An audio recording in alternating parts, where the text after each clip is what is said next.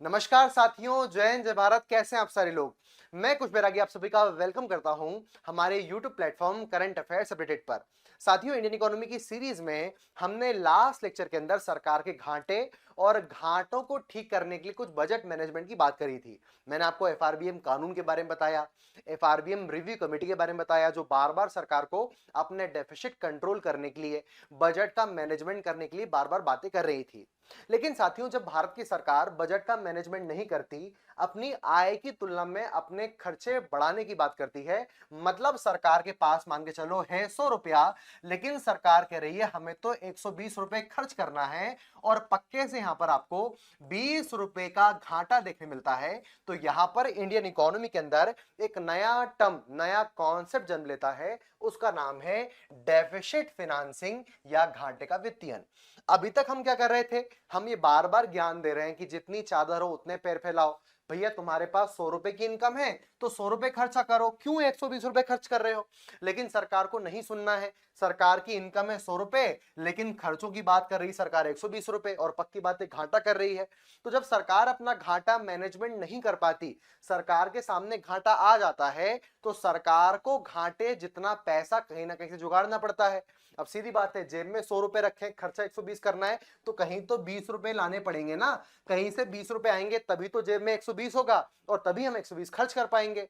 इसी कारण सरकार को जब जब भी डेफिसिट होता है, तो डेफिसिट के चलते सरकार को पैसा खर्चा करने के लिए अतिरिक्त कुछ पैसों की जुगाड़ करनी पड़ती है, पैसों का मैनेजमेंट करना पड़ता है। और साथियों, घाटे को पूरा करने के लिए, घाटे जितने पैसे लाने के लिए सरकार को जो जद्दोजहद या मेहनत करनी पड़ती है, उसी को हम इकोनॉमी की लैंग्वेज में घाटे का वित्तीयन या डेफिसिट फाइनेंसिंग कहते हैं। और कई बार हीनार्थ प्रबंधन एक ऐसा शब्द है जो डेफिसिट फाइनेंसिंग के माध्यम से जाना जाता है। आपको बार बार हीन का मतलब है कम, अर्थ का मतलब है पैसा। भैया जब तुम्हारा पैसा तुम्हें कम पड़ रहा है, खर्चा तुम्हें ज्यादा करना है, तो कम पैसे का मैनेजमेंट करना, 20 रुपए का मैनेजमेंट करना ही डेफिसिट फाइनेंसिंग है। तो बार बार एग्जाम में क्वेश्चन आता है, हीनार्थ प्रबंधन क्या होता है, डेफिसिट फाइनेंसिंग सरकार कैसे करती है। अब मान के चलो मोदी जी उदास बैठे हुए हैं, तो कुछ तो साधन होगा ना कि 20 रुपए कहां से जुगाड़े जाएं भैया, घाटा कैसे पूरा किया जाए। तो हम सरकार के सामने कुछ ऑप्शन रखते हैं डेफिसिट फाइनेंसिंग करने के लिए। तो अगर बड़ा प्रश्न मेंस में आएगा, तो आपसे पूछा जा सकता है कि भैया बताओ डेफिसिट फाइनेंसिंग के साधन क्या हैं, टूल्स क्या हैं, सोर्स क्या हैं। तो पहला साधन आपको देखने मिल रहा है उधार। आप जानते हैं उधार का मतलब है उधार लेना, जो सरकार की पूंजीगत आय माना जाता है। जैसे मैं आपसे कहूं कि मान के चलो आपके घर में कोई बीमार हो जाए और आपके घर की कुल मासिक आय है 50,000 रुपए, लेकिन उस महीने आपको 60,000 रुपए खर्च करना है, तो सीधी बात है आपको 10,000 रुपए का घाटा देखने मिल रहा है। तो इस 10,000 को आप क्या करते हो, किसी रिश्तेदार से उधार ले लेते हो कि भैया मैं 1 महीने बाद चुका दूंगा। घर वालों से उधार नहीं लेते तो बैंक जाके उधार ले लेते हो कि भैया घर में कुछ दिक्कत आ गई तो पर्सनल लोन दे दो, जो भी मामला है। मतलब कोई भी व्यक्ति सबसे पहले अपना घाटा पूरा करने के लिए उधार के बारे में ही सोचता है, चाहे वो निजी जीवन हो, चाहे वो सरकार हो। अच्छा, सरकार जब उधार लेती है, सरकार के उधार दो प्रकार के हो सकते हैं। मान के चलो वो या तो वैश्विक bank, world bank, Asian development bank जैसे बड़ी बड़ी इंटरनेशनल जो ऑर्गेनाइजेशन होती हैं उनसे लोन ले सकता है, या दुनिया के कुछ देश होते हैं जैसे जापान, जो भारत के साथ बड़े अच्छे संबंध निभाते हैं, उनसे हम लोन ले सकते हैं।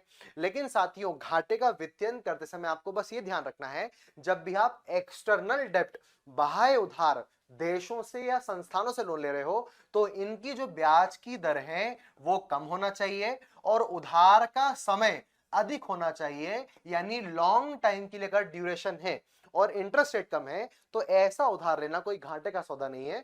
घाटे को पूरा करने के लिए आप ऐसे उधार पर फोकस कर सकते हो। समझ पा रहे हैं। तो उधार लेना कौन सा, विदेशी उधार लेना पहला साधन है, लेकिन जब जब वो लॉन्ग टर्म के लिए मिले और साथ ही साथ कम ब्याज पर आपको मिले, तो एक साधन या टूल आपको यहां पर पता चल रहा है, उसका नाम है उधार लेना। अगला आपको साधन देखने मिल रहा है विनिवेश या डिसइन्वेस्टमेंट। साथियों, मैंने आपको बजट के कंपोनेंट्स में विनिवेश का मतलब बताया था, जिसका सामान्य मतलब था कि अपनी संपत्तियों को बेच देना।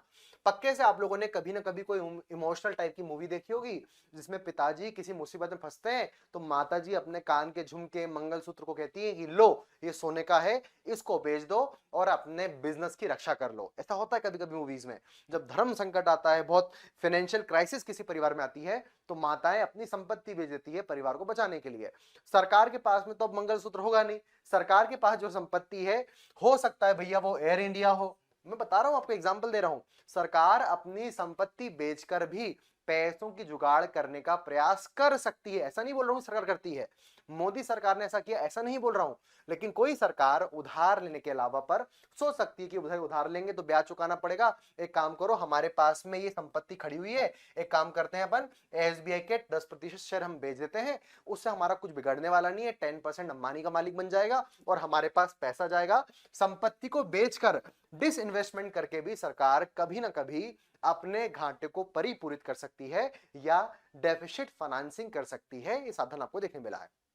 लेकिन कुछ लोग इसका भी क्रिटिसाइज करते हैं कि पहले तो सरकार बजट का मैनेजमेंट ना करे, सरकार फालतू खर्च करे, वेतन बांटे, वेतन के साथ पेंशन भी दे, पेंशन के साथ सब्सिडी भी दे, सब्सिडी के साथ छात्रवृत्ति भी दे, फिर और सब्सिडी दे, और करते करते करते सरकार इतनी योजना चला दे और इनकम सरकार कुछ कर ही नहीं पाए, और जब दिक्कत आए तो भैया ट्रेन बेच दे, प्लेन बेच दे। अरे भैया ट्रेन प्लेन बेचोगे, एसबीआई के शेयर बेचोगे, तो देश के अंदर सरकार तो धीरे धीरे खत्म हो जाएगी और देश के मालिक तो निजी व्यक्ति बन जाएंगे, अंबानी जी बढ़ जाएंगे। तो भैया हमने सरकार को चुना क्यों है, जब सरकार को ना ट्रेन चलाना, ना प्लेन उड़ाना, ना स्कूल रखना, ना एसबीआई चलाना, फिर सरकार का काम क्या बचेगा। तो कई बार लोग कहते हैं डेफिसिट फाइनेंसिंग करने के लिए अपनी संपत्ति को बेच देना कोई अच्छा तरीका नहीं है। जैसे मैं आप सभी से कहूं कि साथियों, मैंने घाटे का मैनेजमेंट करने के लिए अपनी किडनी बेच दी, अपना घर बेच दिया, क्या ये अच्छा तरीका है?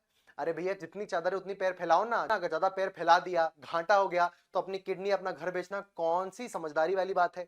तो सरकार को क्रिटिसाइज करते हैं कि जब सरकार घाटे का मैनेजमेंट करने के लिए तरीका ये भी है। तो जब एग्जाम में क्वेश्चन आएगा तो साधन में तो टिक लगाना है, लेकिन अच्छा साधन है, गलत साधन है, बेकार साधन है, उसका डिस्कशन भी हम लोग लगातार करते जा रहे हैं। अगला, कभी कभी भारत सरकार किसी से दान की मांग कर सकती है, भैया हमें डोनेशन दो, और आप सभी को पता है दान का मतलब है यदि हमने दान लिया है तो उसके बदले हमको ब्याज नहीं देना, वो देनदारी नहीं है, या हमने किसी को दान दिया है तो वो वापस हमारे पास नहीं आने वाला। और ऐसा कभी नहीं होता भैया कि भारत को हर साल हर महीने दान मिलते जाए, और दान से एक साधन हो सकता है लेकिन भारत के लिए अच्छा साधन नहीं है। गरीब देशों के लिए, अफ्रीका वगैरह के लिए तो दान वान चलते रहता है कि जो इंटरनेशनल ऑर्गेनाइजेशन है, एनजीओ वगैरह है, वो डोनेशन कर दे, लेकिन भारत के संदर्भ में डोनेशन बहुत कमजोर स्रोत आपको देखने मिलता है। एक बहुत इंपॉर्टेंट स्रोत जो भारत सरकार सर्वाधिक मात्रा में यूज करती है हीनार्थ प्रबंधन या डेफिसिट फाइनेंसिंग के लिए, उसका नाम है आंतरिक उधारी या इंटरनल बोरोविंग। याद करो साथियों, मैंने आपको बजट में बताया था कि भारत सरकार देश की जनता से उधार लेती है, आपसे मुझसे उधार लेती है।